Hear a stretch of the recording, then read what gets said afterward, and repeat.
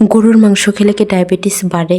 বর্তমানে প্রায় প্রত্যেকটি পরিবারে ডায়াবেটিসের রোগী রয়েছে। রক্তে শর্করার পরিমাণ বেড়ে গেলে এই ডায়াবেটিস সমস্যাটি হয়। আর ডায়াবেটিস রোগীদের খাওয়া দাওয়া করতে হয় নিয়ম মেনে। কুরবানির সময় স্বাভাবিকভাবেই সব বাড়িতে মাংস খাওয়ার পরিমাণটা অনেকাংশেই বেড়ে যায়। ডায়াবেটিস রোগীদের মনে প্রশ্ন জাগে, মাংস খেলে কি ডায়াবেটিস বাড়ে? ডায়াবেটিস এবং মাংসের সম্পর্ক। লাল মাংসে আছে কার্নেটিন নামক একটি উপাদান, যা শরীরের জন্য উপকারী, কিন্তু অতিরিক্ত পরিমাণে কার্নেটিন গ্রহণ করলে শরীরে ট্রাইমিথাইল অ্যামিন নামে একটি পদার্থ তৈরি হয়। এটি ডায়াবেটিসের ঝুঁকি বাড়াতে পারে। পর্যবেক্ষণমূলক গবেষণায় দেখা গেছে নিয়মিত রেড মিট অর্থাৎ লাল মাংস খাওয়ার সাথে টাইপ 2 ডায়াবেটিসে আক্রান্ত হওয়ার সম্পর্ক রয়েছে। চর্বিযুক্ত মাংস যেমন গরুর মাংস ডায়াবেটিস রোগীদের জন্য অত্যন্ত ক্ষতিকর। চর্বি শরীরের ইনসুলিনের কার্যকারিতা কমিয়ে দেয়, যা ডায়াবেটিসের ঝুঁকি বাড়াতে পারে। ডায়াবেটিস নিয়ন্ত্রণে মাংসের ভূমিকা। ডায়াবেটিস রোগীদের জন্য সুষম খাদ্য গ্রহণ করা অত্যন্ত জরুরি। মাংস খেলেও খাদ্য তালিকায় রাখুন পর্যাপ্ত পরিমাণে শাকসবজি, ফল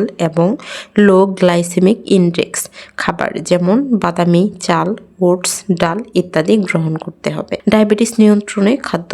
ডায়াবেটিস রোগীদের জন্য চিনিযুক্ত খাবার, মিষ্টি এবং অন্যান্য মিষ্টি জাতীয় খাবার এড়িয়ে চলা উচিত। ডায়াবেটিস রোগীদের জন্য সীমিত পরিমাণে গরু মাংস খাওয়া উচিত। সেই সঙ্গে অন্যান্য স্বাস্থ্যকর খাবার যেমন শাকসবজি, ফল এবং লো গ্লাইসেমিক ইনডেক্স খাবার গ্রহণ করা অত্যন্ত জরুরি। ধন্যবাদ সকলকে।